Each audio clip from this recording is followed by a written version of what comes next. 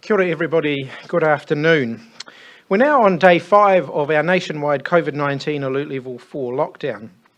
So I want to start today with a very big thank you to everybody who is staying at home, staying in their bubble and contributing to our nationwide effort to once again stop the virus in its tracks. Delta is here and it is trying to move fast. People who have been at locations of interest or contacts of positive cases are spread throughout New Zealand, so we are all in this together. But we've beaten COVID-19 before, and we can do it again if we all continue to play our part. Shortly, I'll ask the Director-General to run through the latest details of COVID-19 cases in the community, and then I'm going to talk a bit more about masks and record keeping and some decisions that the Cabinet has taken there. I will work through some more of the support government's putting in place for essential workers to help relief teachers and casual staff in schools, and of course on schooling itself under Alert Level 4. But first, to start with good news, as has become my tradition, I do want to note a couple of very significant milestones in our vaccination program. After a record day for the program on Friday, where 56,843 doses were delivered, yesterday we reached a new record for a weekend day with over 50,000 doses delivered yesterday. And today we celebrate 1 million New Zealanders being fully vaccinated against COVID-19. I want to say I'm incredibly impressed with the health workforce in New Zealand. They've stepped up right across the country, particularly in Auckland, doing testing, vaccination, and supporting people through our hospitals. They continue to deliver incredible numbers that we can be proud of. I also want to acknowledge our pharmacies, our GPs, our hauora providers who have been really ramping up their vaccination and testing to meet the current needs. Yesterday, 52,106 doses of the Pfizer vaccine were delivered. 36,478 of those were people entering the vaccination program for the first time. 102,243 new bookings were made yesterday. That means that 73% of New Zealanders over the age of 40 have either had at least one dose of the vaccine or are now booked in to get one. Drive-through vaccination centres are being stood up around the country as DHBs put in place their Alert Level 4 vaccination plans. They're a very good way for people to be vaccinated quickly and safely. The largest of those centres is in South Auckland. That opened this morning. It has a capacity to be able to deliver 2,000 vaccinations per day. I'm told that so far they've been doing so well they've opened up space for another 1,000 appointments. You do still need to have a booking to go to a drive-through vaccination centre, and some centres have been reserved for our essential workers who we want to provide the opportunity to be vaccinated. So go on bookmyvaccine.nz to see the availability of vaccinations nearest to you. More good news, another 382,500 doses of the Pfizer vaccine arrived in New Zealand yesterday, meaning we have over 750,000 doses on hand. So our vaccination program can scale up without having to worry about running out. So if you're 40 plus or you're in one of our other priority groups and you haven't made a booking yet, visit bookmyvaccine.nz today and make sure that you reserve your spot. A quick reminder, and a very, very important one. If you are a contact and you are self-isolating, you should not leave your house, and that includes going to be vaccinated. If you have a booking, please call the vaccine booking number or go online to bookmyvaccine.nz to change or to delay your booking. If you are a contact and you are self-isolating, please do not go to a vaccination centre. You will be able to rebook. You will also be able to rebook if you are a contact of a community case. So you should also avoid going to the supermarket or to the dairy on your way home from going and getting a COVID test. Please get someone else to do your shopping for you and to deliver that to you in a contactless way if you are at home and you are isolating. Dr. Bloomfield. Thank you, Minister. Kia ora koutou katoa. So today I can report there are 21 new positive cases of COVID-19 in the community, taking the total number of confirmed cases in the current Auckland community outbreak to 72. All cases have been or are being safely transferred to one of our quarantine facilities. Of the 21 new cases, 20 are in Auckland, 1 is here in Wellington, and that Wellington case was actually first reported yesterday, but has just been included in the national tally today, so there remain a total of 6 cases in Wellington. 61 of the cases are now confirmed as part of the Auckland cluster, with the remaining 11 under investigation to confirm a linkage to the outbreak, either epidemiologically or through whole genome sequencing or both, but initial assessment in most cases show an obvious link.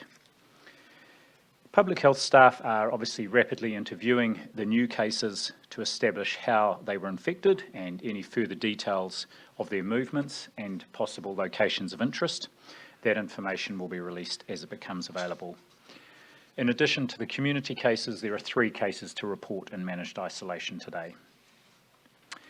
ESR continues to run the whole genome sequencing daily on samples taken from all new cases to support our ongoing investigation.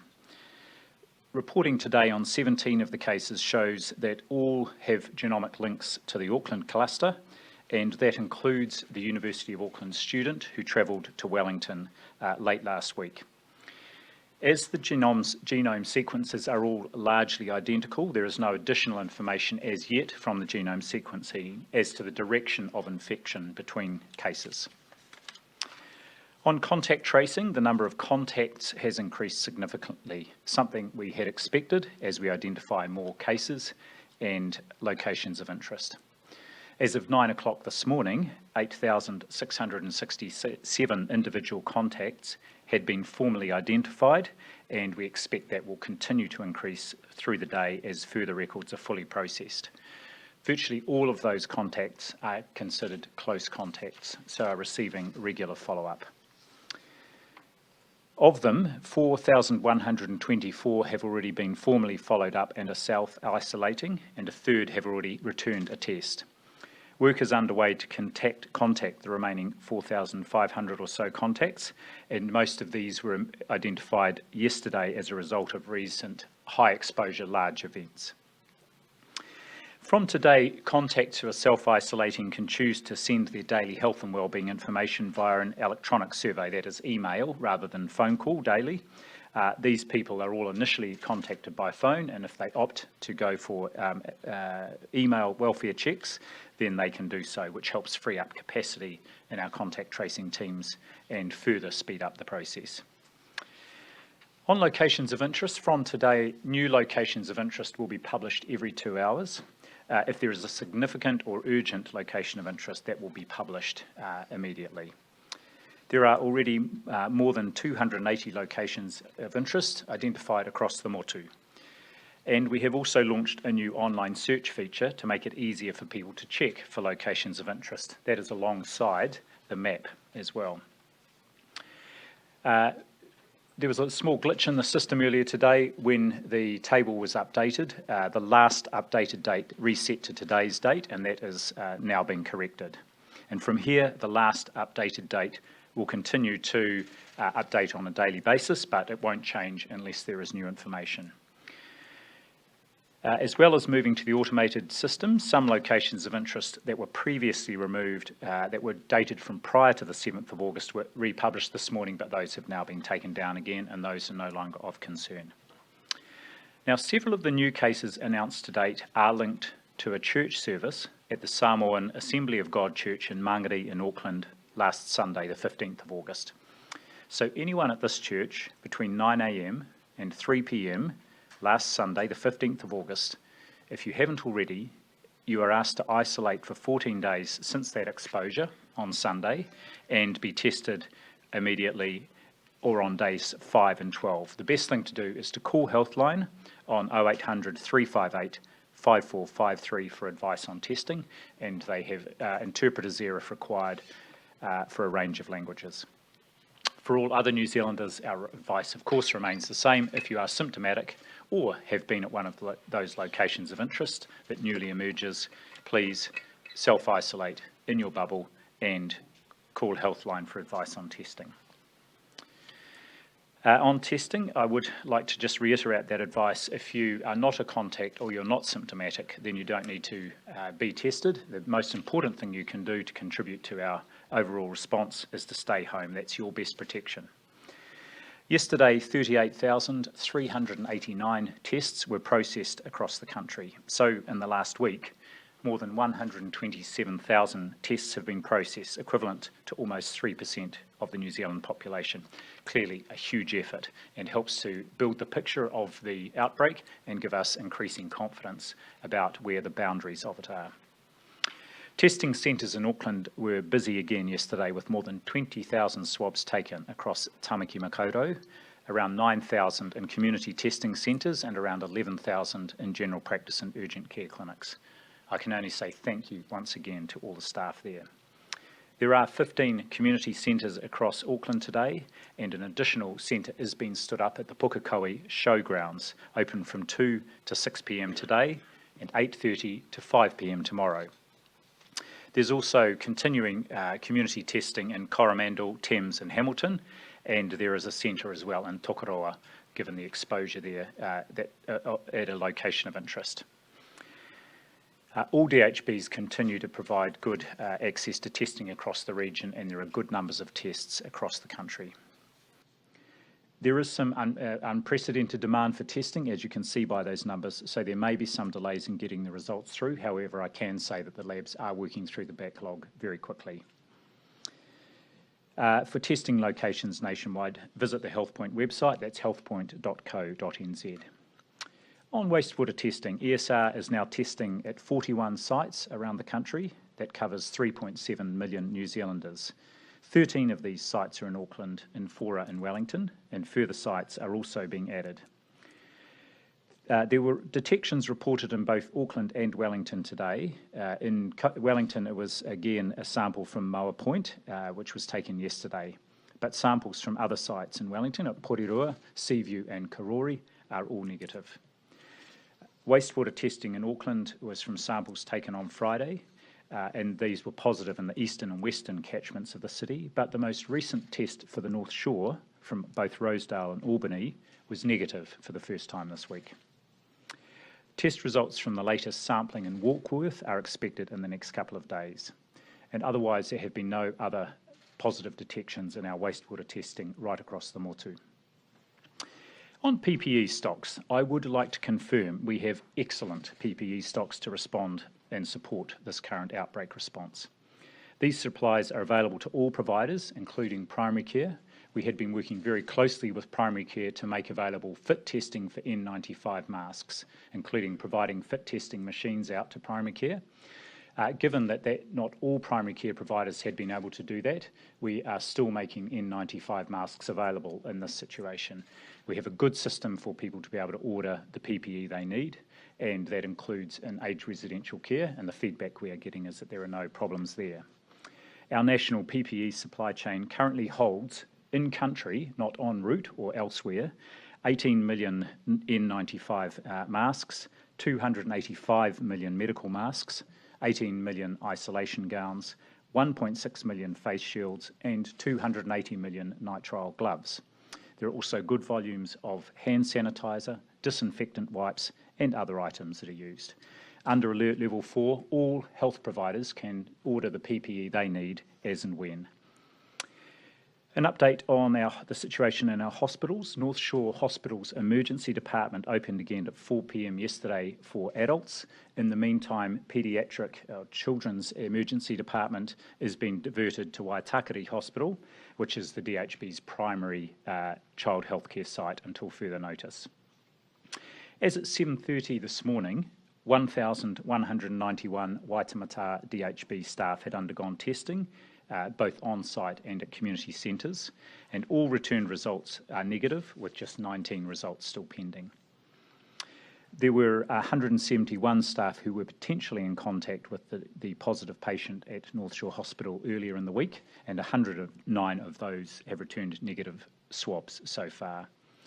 Overall health system capacity is good across the Motu. Hospital occupancy is around 74% on average, ranging from 52% to 89%, while intensive care unit occupancy is just over 50% presently. It is very important that anybody who needs care for any reason seeks it. Do not delay. All health services, including ambulance services, primary care and hospitals, are operating safely under Alert Level 4 protocols. On the vaccination program, there was a change to the program today such that the minimum wait time after a vaccination is now 15 minutes instead of 20 minutes. This is based on advice from our COVID vaccination technical advisory group and is consistent with the approach in a number of other countries, including Australia and the United States. I myself was one of the first people to have the benefit of that slightly shorter waiting time this morning. It is the standard wait time, as I said, actually in both the UK and the US. Finally, on a separate note, as the Minister said, and I want to reiterate this, some people are going for their COVID vaccination after or while a test, or while on the way home, or while waiting for a test result. Please don't visit the pharmacy or the supermarket or the petrol station. It's very important, and the most important thing people can do if they need a test or have had a test, that they isolate until they receive the test result. Thank you, Minister. Thank you.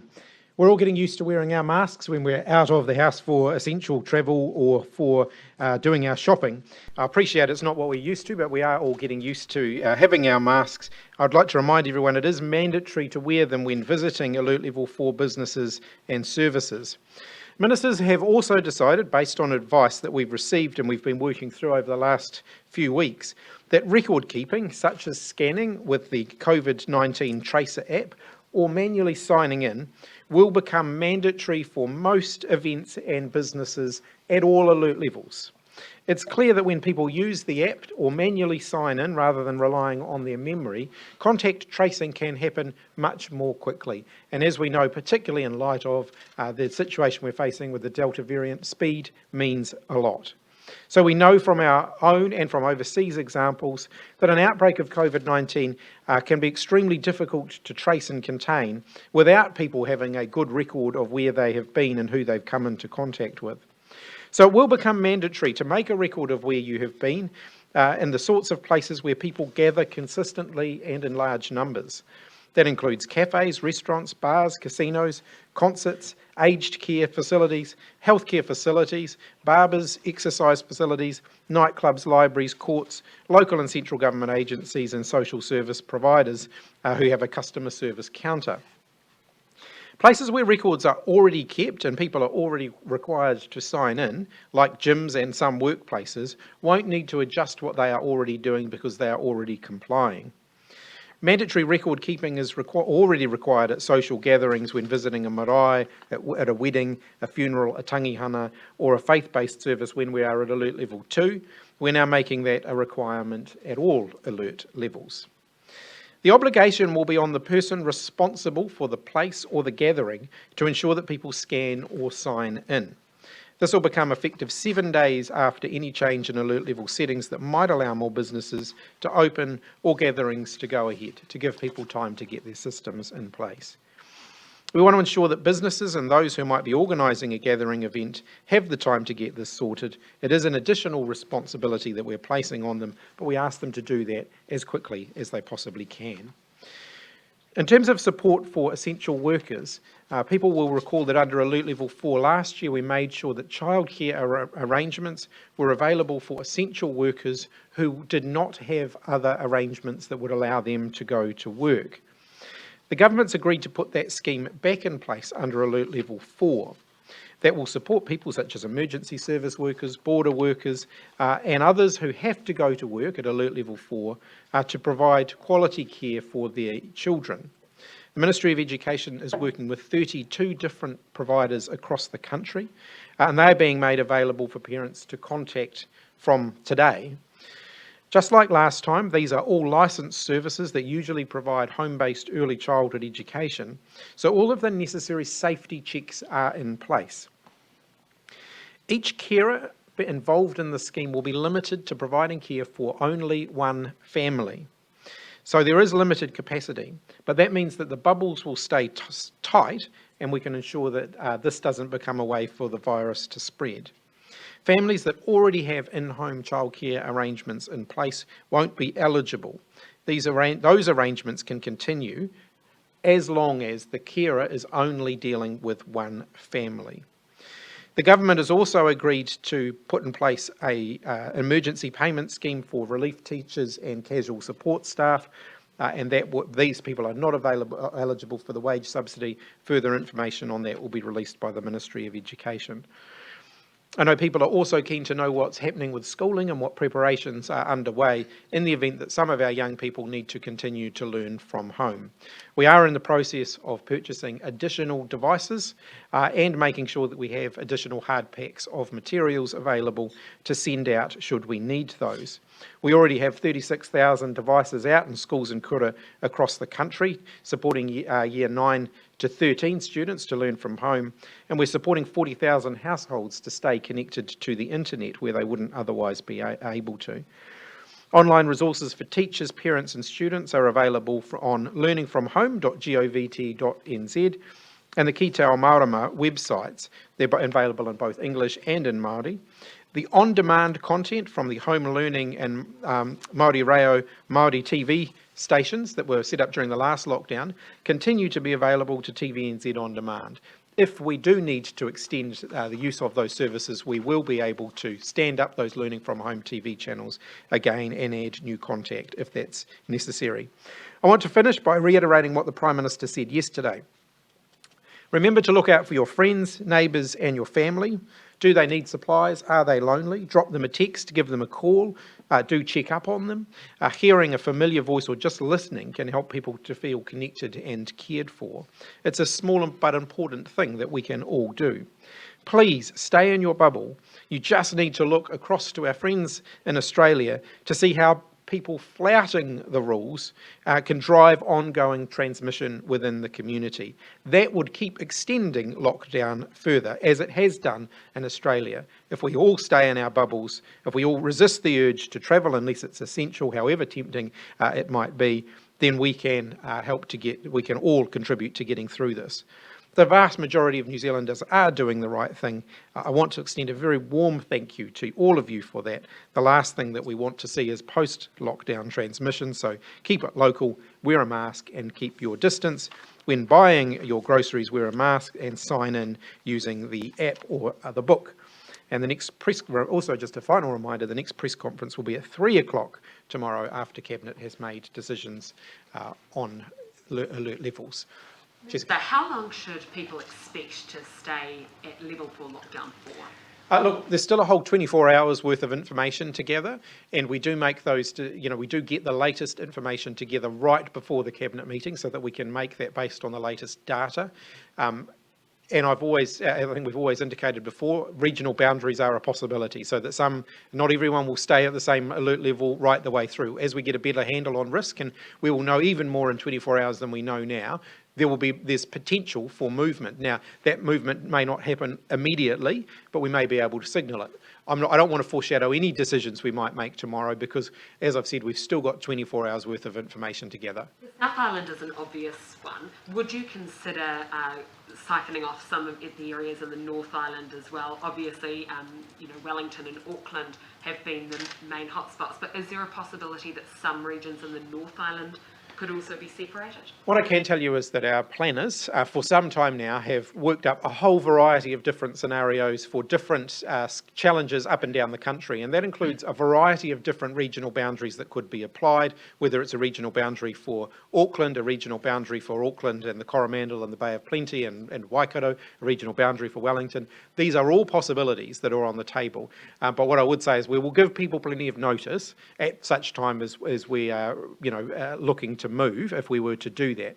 I really don't want to preempt what we might end up with tomorrow because there's still more information to gather. I'll let you finish that, Jessica. With that Samoan Assembly of God church service that you highlighted, how concerned should we be about that? Is there a possibility it could be a super spreader event? How many cases are linked to that service? I'll let Dr. Bloomfield comment on that. One thing that I would just note about this particular group of cases that we are dealing with is we are seeing more large events and more large gatherings in this than in any of the outbreaks that we've dealt with before. And so that is meaning we've got many more contacts than we have before. That, of course, does put the system under pressure. Thanks, Minister. I just want to reiterate that point that actually it's one of a number of large gatherings and we've got several schools, large schools also involved. So this is a priority for our contact tracing efforts. And what we have seen in the past, of course, the Pacific community leaders are very good at mobilising the community to get tested, and this is coming through in our testing results. So by far the highest rate of testing is amongst our Pacific community, and we want to encourage that because by getting tested we will identify any cases. But certainly there is a number of cases now around that event, including 3 of our cases down here in Wellington who had been at that event in Auckland. That the church service, there's the schools. What are the other big events that need to be highlighted and prioritised, like you talked about?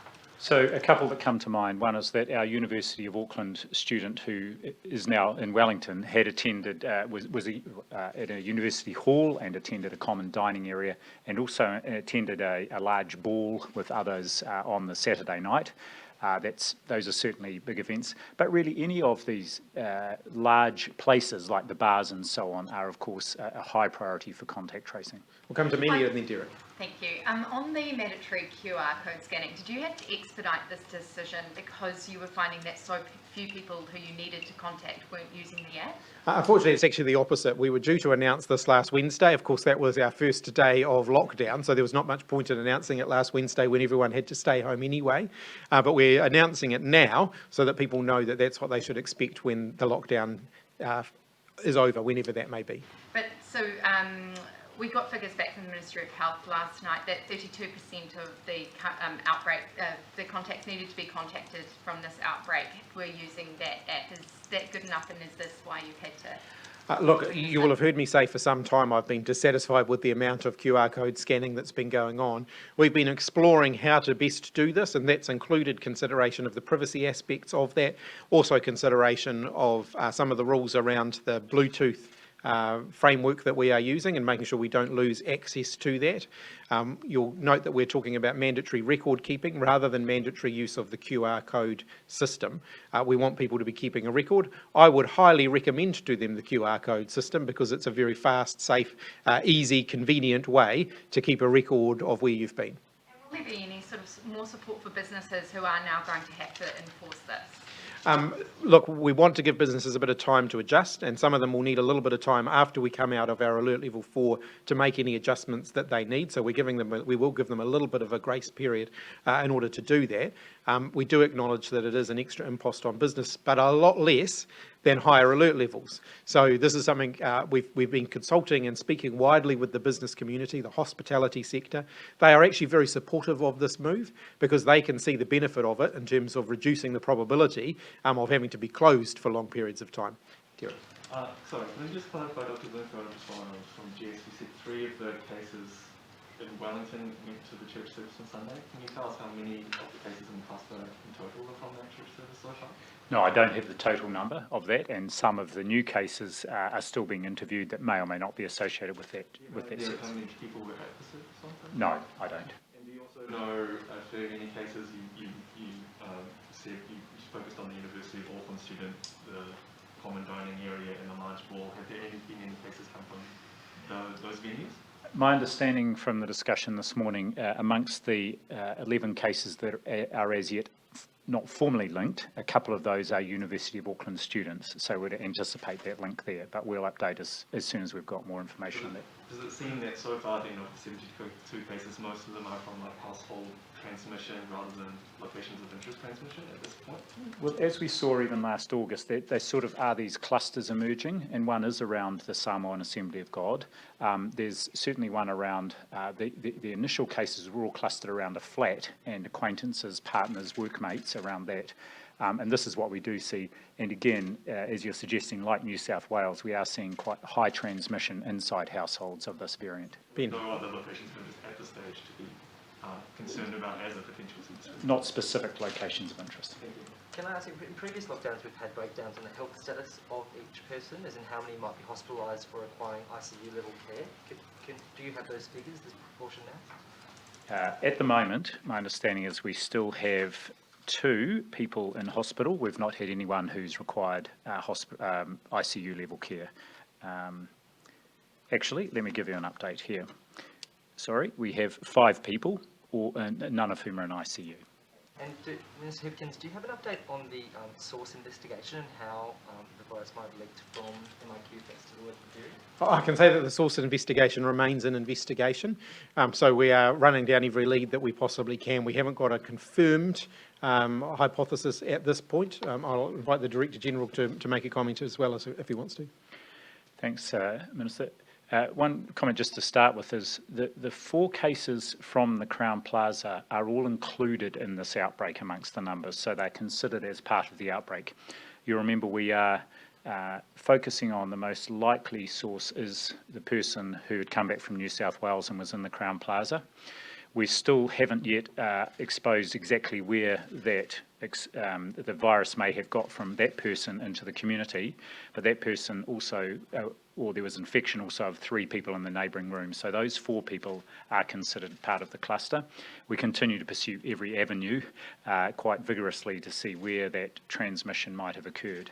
Have you had test results from the 408 odd people at the jet park and the Crown Plaza, the workers? Have you had those test results? Actually, I think those were all back a couple of days ago. If they hadn't been tested in the preceding 48 hours, they were all retested and all those results negative. The feedback that we've had so far is that a transmission to staff and then staff bringing it into the community at this point is almost ruled out as a possibility. We'll come up the back, Joe. Just in terms of that investigation, Dr. Bloomfield, the 3 who contracted from their original case did use the walkway area on the 12th of August for about 16 minutes. I know there were no other returnees there, but what has the CCTV footage shown up in terms of that public walkway right next to it that shares the same airspace?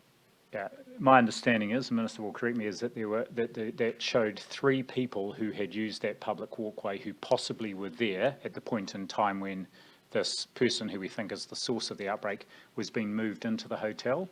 The team is working with the police to identify and follow up each of those people just to see if they may be part of the existing outbreak. It's an active line that you are looking at the moment. Yes. Can I also just ask too, in terms of the health advice around using a vehicle for exercise, there seems to be some confusion in terms of the police and how they're pursuing it versus the health order. Can you just clarify that for people, please? I'm very happy to comment on that. People can exercise if they can't. You can get in their car to drive to somewhere to exercise if they can't exercise, right beside their home within walking distance. But they shouldn't be travelling miles to go to the beach or to somewhere that's a long way away. So if you're living on a hill, for example, and you have children and you need to take them somewhere flat, you can use your car for that. If you're elderly and you need to go somewhere flat, you can use your car for that. If you're in a high density area and it's not safe to exercise around where you are, you can use your car to get to somewhere where you can exercise in a way that's socially distanced from others. But we don't want people travelling across town, so it should be to the nearest place that you can go. In terms of what you saw then, there was obviously time lapses and things that came up yesterday, a beautiful day in the capital. I mean, are you happy with the amount of activity and what you're seeing at places like the waterfront and the same for Auckland as well? Look, it is a challenge in higher density areas for people to get outside and to spread their legs when they are when they're surrounded by other people. And so in some cases it might be more sensible for them to drive a short distance to get to somewhere where they can be further away from other people. Key things: wear a mask when you're, if you just can't get away from being around other people. Maintain your distancing as much as you possibly can. And if it isn't safe to do that, like if you can't keep away from other people, then think about whether or not you really, really need to do that. Are you aware of any MPs or ministers who have been identified as close contacts, given there are a large number of close contacts now? No, not so far.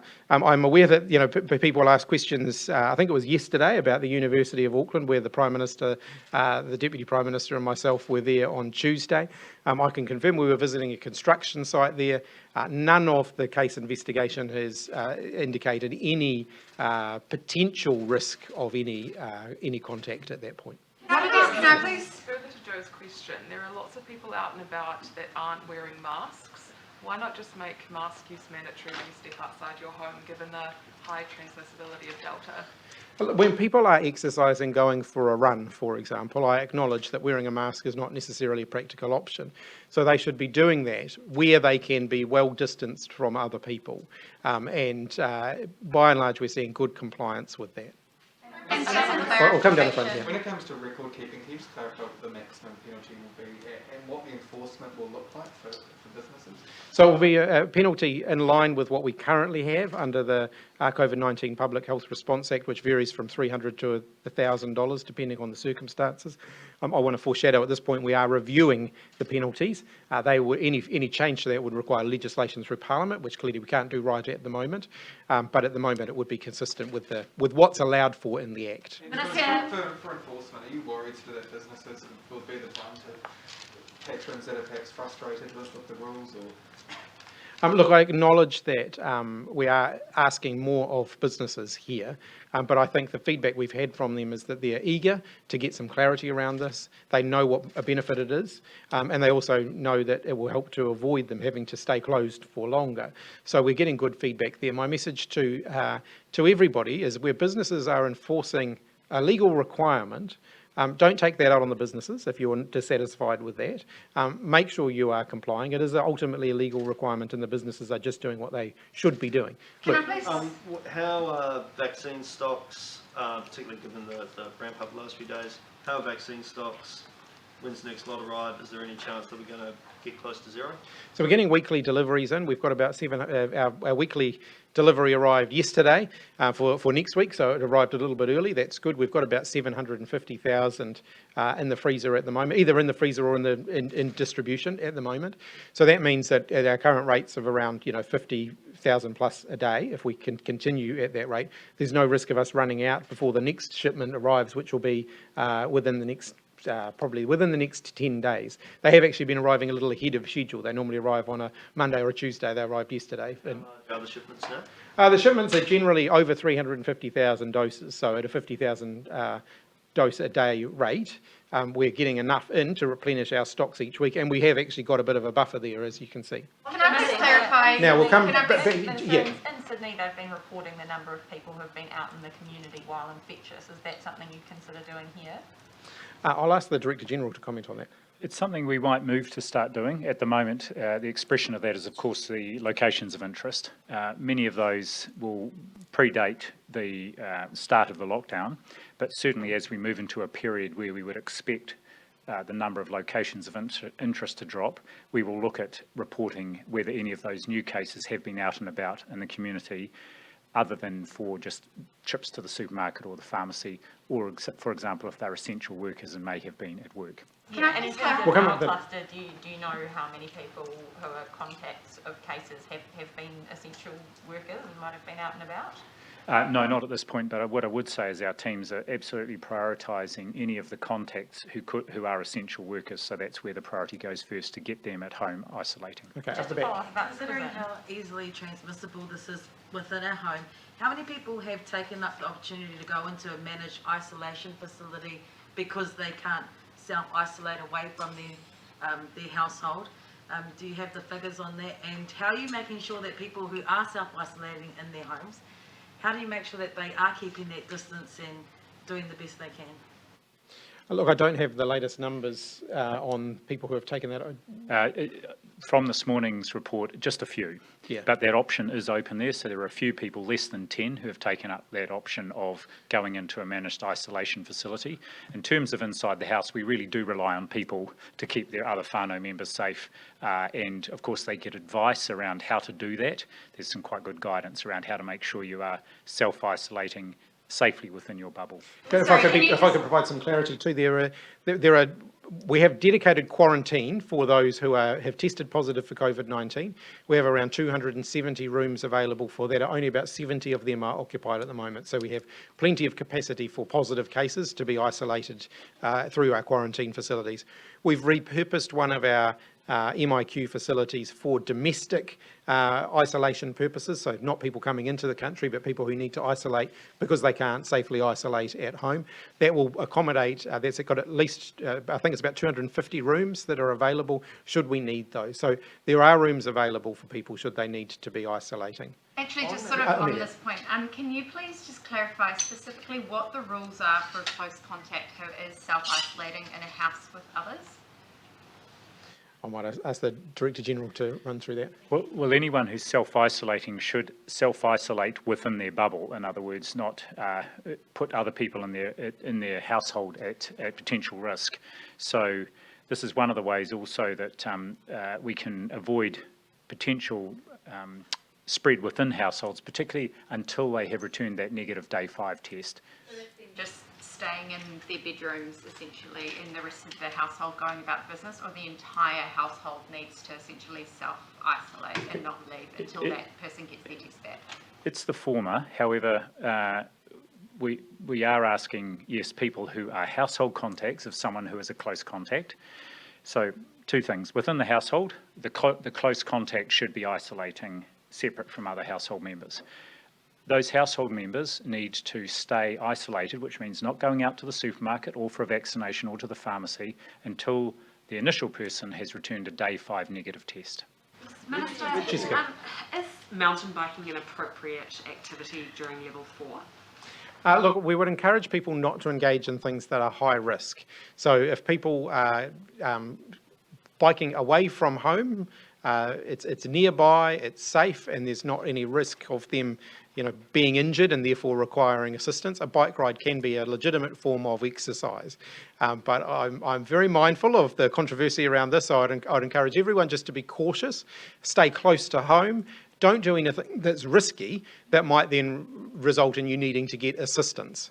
Can I ask you a question also about vaccination rates in prisons too? We understand that there was a pause, that the prison population was told to pause their vaccination rate. Is that appropriate given how close together prisons operate and could be quite a vulnerable area for us? Oh, we're very mindful of the people who we have in custody and the potential for COVID-19 to spread significantly and quickly in those kind of settings. We've seen that elsewhere around the world. It is one of the reasons why we have had a vaccination program in our prisons. I don't have the latest numbers with me, but I'm certainly happy to get those for you. Told to pause then? Look, I will have to come back to you on that. I don't have that information with me at the moment, but I can certainly get it for you. Just go back to the domestic isolation facility. Is that one in Wellington, or is that in addition to the Jet Park in Auckland? That's in Auckland. There's the Holiday Inn in Auckland near the airport, which we'll be using there. Our facilities in Wellington and Christchurch also have capacity as well. They'll be in dual-use facilities though, where we separate out different wings of the facilities for different groups. And can I just have a bit of clarification, just for people who have their second COVID vaccine booked in 3 weeks later with the new guidance, should they be changing that, or should, as we're in the middle of a pandemic, should they be keeping that booking? No, they don't have to. So people who were already booked when we extended the time frame from 3 weeks to 6 weeks, they can continue to get their second dose at 6 weeks if that's what they wish to do. They are, of course, welcome to rebook for 6 weeks later, 6 weeks after their first dose, if that's what they want to do. But they don't have to rebook. Is there any difference around the efficacy of the vaccine between those two timeframes? Look, when we made the decision, the advice that we had overall was that a 6 week gap rather than a 3 week gap resulted in as good, if not slightly better, effectiveness of the vaccine. So it really is up to those people to make a call as to whether they want to shift their timing. They don't have to. Facilities. Thank you. Are the 2,000 people who are close contacts getting the daily calls that have been the norm for people in self-isolation? And do we have the health staff to do that? Yes, so the normal process is they get daily health checks, and we have staff across all our public health units now. They're at their 100% of their surge capacity. The health line, Whakarangaro, also does a lot of those outbound follow-up calls, and we have other providers that do that too. But in addition, as I said earlier on, we are moving those people who are happy to have that check done just by filling in an email survey and sending that in each day. A couple of questions from Mark. Has Apple and Google said this approach is okay in terms of the mandatory scanning, and whether they'd fully support for Bluetooth tracing, because they've previously indicated that they would if it became mandatory? And will you consider legislation prohibiting that scanning and sign-in data from being used for anything other than contact tracing? The advice that we've had is that Apple and Google are okay with a mandatory record-keeping requirement, but wouldn't be comfortable with a mandatory use of the COVID Tracer app requirement. While most people will use the COVID Tracer app as their way of keeping their record, we're not making that a requirement. We are making it a requirement for people to keep a record. So some of our community do already pen and paper. They keep a written record of where they have been, and that is perfectly acceptable for them to do. In terms of the legislative change around whether we would prevent that information being used for other purposes, we haven't considered a legislative change at this point. We have been clear that we would not envisage it being used for any other purpose than contact tracing. That is the purpose for which it is collected. We would not envisage it being used for any other purpose. Similarly, when we collect information for testing and for vaccines, we do not use that for any other law enforcement purposes. We use it only for the purpose that we collect it for. This is really important because where we have people, for example, if they're an overstayer, we need them to come forward and be tested, and we don't want them to not come forward and be tested if they think that it might mean that they'll be in trouble with immigration. So we're very clear, where we're collecting information for COVID-19 purposes, that is the only purpose that we will use that information for. It is really important that we get everybody sharing the information we need them to share, to make sure that our response is as robust and strong as it can be. I'll let you just have that one last question, and then I will do a quick sweep of the room. Just on your comments this morning about it never being presented to us as an option to get Pfizer earlier, does that suggest that that was not something that the government pushed for themselves? It was just that Pfizer never actually offered that as, put it out there for you to... Look, we have been in regular conversation with Pfizer since February or January, when we made the decision to go all in with that, to see whether there's anything that we can do to get bigger deliveries faster. So that's been an ongoing conversation. Ultimately, we've moved as quickly as possible. We've used every lever that we've had available to us. The Prime Minister has spoken directly with the Chief Executive of Pfizer on several occasions to see if we can speed up our deliveries. There's been a lot of effort that's gone into that. Ultimately, we're dealing with a vaccine that's in high demand. It is one of the most popular vaccines around the world for good reason. And they are, of course, working very, very hard to try and meet that demand. Pfizer have been very upfront with us about what they'll deliver and when they'll deliver it. They've generally exceeded the expectations that they've set. So if they've told us they're going to deliver a certain amount of vaccines, they've generally over-delivered on that. So they've been very good to work with in that regard. They've not committed to anything that they haven't been able to deliver on. Come over here. Question for Dr. Bloomfield. Do we know the number of contact tracers that are working at the moment, and can you speak to the challenges in dealing with huge numbers of close contacts that would have otherwise been considered casual contacts in a pre-Delta era? So just on the second point there, yes, this is something that has meant we've had to stand up the wider system right up to full capacity. And that on top of the large volumes of testing and the fact that we're also doing the immunisation at the same time has meant it's put a lot of pressure on the system. But we had prepared for this. I don't have the numbers exactly of contact tracers, but we can get that as a breakdown, including those working in our public health units and those working in the call centres like Whakarangaro. All right, one last rapid fire round. You get one last question each, and we'll start over there. There's some research from Oxford University last week published regarding the ongoing efficacy of the Pfizer vaccine shows it becomes less effective 4 or 5 months after the second dose. Are you concerned that when you do order booster shots, that 4 or 5 month period will have already elapsed for our frontline border workers who will be operating at the front line with a lower efficacy? So we already have additional shots available should we need to use them for booster shots. So we've got over 10 million doses of the vaccine coming between now and the end of the year. We know that we'll need about 8.2 million of those doses to fully deliver to the eligible population if everybody comes forward to get one. So we will have additional doses available, and of course we're in conversations to make sure that we have supply available next year of vaccines. Supply is available next year, and that includes canvassing all of the different options and looking at what our needs will be. And we'd make that decision, as we always have, based on the best health and science advice available to us. So you're implying that when you get that wasn't quite a rapid fire question, but just as a follow up, so you're implying that when you get the clinical advice about when the best interval for that booster shot is, those border workers will get their booster shot from that supply likely. If that is what the advice from health is, then we have doses available should we need to use them. You're taking cash away from the team. Yep. When will a decision be made about Parliament sitting this week, and is Parliament sitting an essential service?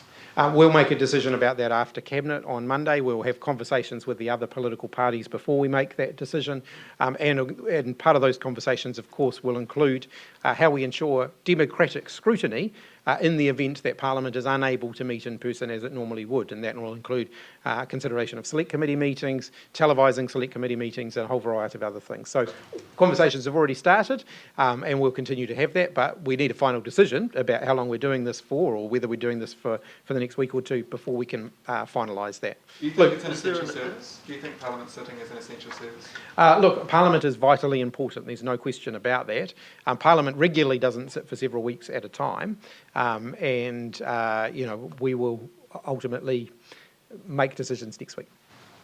Is there enough support available to people who are self-isolating at home and maybe quite isolated? I mean, I've had reports that it might take up to 6 days to get some groceries delivered, or even some supermarkets you can't even get click or collect or delivery now because they're just totally snowballed. I mean, is there enough support? And what can people do to, say, get groceries? Look, I know that the supermarkets are working really hard to support people to get groceries, for example, with home deliveries and so on. Please, when ordering through the supermarkets, let them know if you need it and that you have no other option but their home deliveries. Please let them know that so that they can prioritise if at all possible. I know the supermarkets are working really hard to try and do that.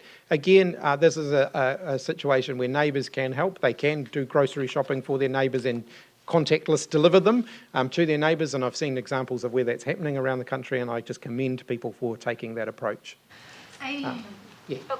Some doctors who haven't been briefed first prior to announcements are getting flooded with calls and questions, such as the 12-year-olds who were coming in for vaccines. What's your advice for them? Is that more of a DHB issue? And also, are you happy with service stations selling takeaway coffee under alert level 4? So look, if you're bringing your younger family members with you to be vaccinated, make sure you've made an appointment for them as well. If people are being turned away bringing their children with them to be vaccinated, it'll be because the place that they're going doesn't have the capacity to be able to vaccinate that many people. So ring ahead and make sure that they have the capacity to be able to do that. Where they don't, we have got systems in place so that those people would be able to rebook within 2 weeks to get their vaccines at the same time as their children. So the key message is ring ahead. In terms of coffee, service stations are a level 4 essential service. Dr. Bloomfield, do you have the latest metric on the contact tracing metric for reaching 80% of contacts within 48 hours? No, we don't as yet, and we will be working on that. However, as we were discussing yesterday with the Prime Minister and Ministers, those metrics were established at a time when we had very small numbers of close contacts and more likely to have casual contacts. As part of our planning for a Delta outbreak, we had taken a much broader approach to identifying people as close contacts, and so there's a huge number of them in this situation. But we will endeavour to start publishing those metrics as we collect enough, as we get further into the outbreak. I just wanted to ask Minister if you've had any confirmation of September deliveries from Pfizer. No, not at this point. So there's a big rumour going around Wellington, bus driver circles, that a bus driver is a positive case. Are you able to confirm that? No, not that I'm aware of. Just mentioned at the beginning, both of you pointed out about the not going to the dairy or the supermarket on your way home from getting a test. How many times has that happened? Why did you need to highlight that? Look, we get anecdotal reports of that, of course, and so we can't quantify that, but it is certainly something that we don't want people to be doing. Ultimately, if you're getting a test, it means that there's a reason for that, and you're more at risk, and therefore, until that risk has been eliminated, or if you like, if you've had confirmation that you're not at risk because you've got a negative test result, then really we want you going straight to the testing station and straight home again, and avoiding coming into contact with anybody or going anywhere that you don't need to be. Thank you. Aged care facilities are having to close hospital level beds and have huge staff shortages because nurses are leaving for district health boards and to become COVID vaccinators. What is your message to them? And then separately, In other countries, people are being vaccinated as they go to get tested. Are there any plans for that, perhaps when the rollout reaches the whole population, to do 2 in 1? In answer to the second part of the question, no, not at this point, because we are vaccinating asymptomatic people, and there's good health reasons not to vaccinate people who are symptomatic for whatever reason. In terms of the first one, I just simply say to all of our frontline health workers, thank you. We acknowledge that you're under an enormous amount of pressure, and I think our health system is responding remarkably well, and I think we should all be really grateful to the work that they are putting in. Just on vaccinations, has there been a vaccination plan specifically designed for the homeless community? What's the uptake been like, and how's that going? Actually, I can comment on that because it's come up.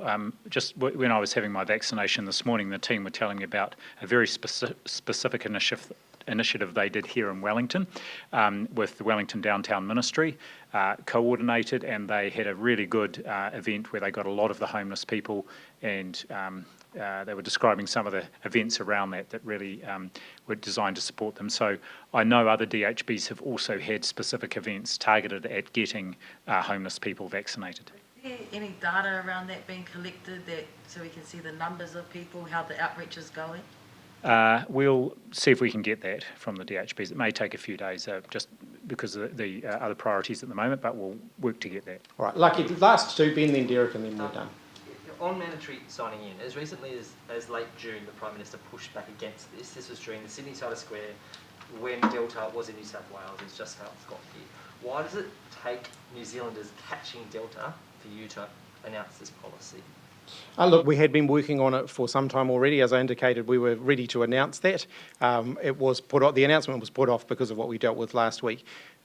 We have been working on it for some time. There are some difficult legal issues that we've been working through, and including making sure that our COVID tracer, we're not going to lose access to parts of our COVID tracer app because of the commercial arrangements that are in place there. So we have been working on it for a while. I just want to ask, the September, you sort of haven't had confirmation. I think quite close to September, is there anything that we should be concerned about there? Because usually it's like 4 weeks in advance, isn't it? Look, I just haven't had that information. It may well be that the team have got a confirmed schedule for September, but we can come back to you on that. And I just wanted to ask about businesses. Obviously, public health officials are very stretched, but businesses who haven't heard from public health yet, who have had cases confirmed within their among their employees. What's your advice to them if they have to tell people in their workplace, give them advice, but they haven't heard from public health teams yet? And it's been like 24 hours. Two, if there are cases within a business and that has been made public, for example, as a location of interest, then I just ask those businesses, yes, to tell all their staff, let them know, and they can contact either Healthline or the local public health unit, likely to be Auckland Regional Public Health, with the information about the staff and contact details and so on would be very helpful. Right. I shall go and stretch my legs. I'm sure you'll all have fun with me later.